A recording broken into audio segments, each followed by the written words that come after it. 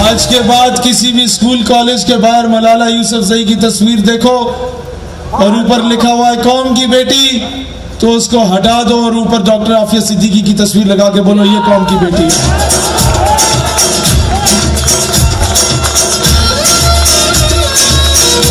अब liberal mafia को इजाजत देता हूं कि मेरे खिलाफ तनकीद शुरू कर दे।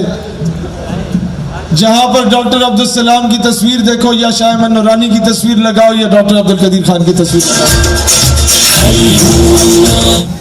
ये गैरत ना हो तो दर्जनों मुल्कों का अलायंस कुछ नहीं कर सकता।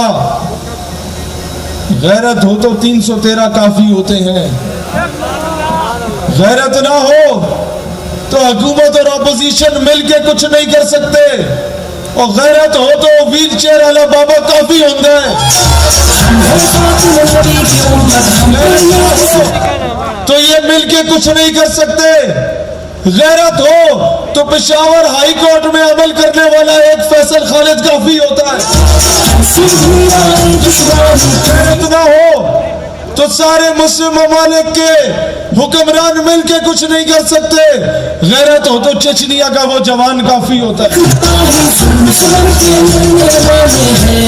गैरत ना हो तो ये बड़े बड़े जुम्मे दस्तारों वाले कुछ नहीं कर सकते। गैरत हो तो मेरे वजीराबाद का आमिर शीमा काफी होता है।